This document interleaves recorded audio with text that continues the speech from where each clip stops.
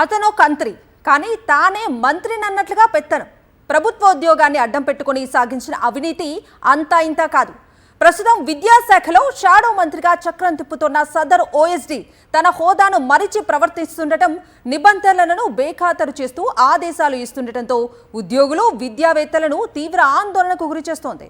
తనకు సంబంధం లేని అంశాల్లో పదే పదే తలదూరుస్తూ నోటికొచ్చినట్లు తూలనాడటం ఉద్యోగులను కలవరపరుస్తోంది. వాస్తవానికి ఉన్నత విద్యామండలి చైర్మన్ హోదా కార్యదర్శి కంటే పెద్దది. అలాంటి చోట గౌరవ మర్యాదలతో వ్యవహరించాల్సిన గ్రూప్ 1 క్యాడర్కు చెందిన ఈ ఓఎస్డీ తాను ఫోన్ చేస్తే మంత్రితో ఎలా వ్యవహరిస్తారో అలాగే నడుచుకోవాలని హుకుం జారీ చేస్తున్నారు.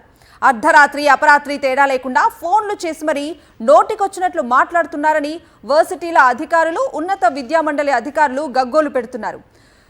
నోట్ ఫైల్ ప్రోటోకాల్ను ఉల్లంఘిస్తూ నోటి మాట ద్వారా తాను చెప్పింది చేసేయాలని, లేకంటే ఉద్యోగాలు ఊడగొడతానంటూ బెదిరింపులకు తెగబడుతున్నారు. ఇది తప్పని ఎవరైనా చెబితే అంతు చూస్తానంటూ హెచ్చరించటం సర్వసాధారణమైపోయింది.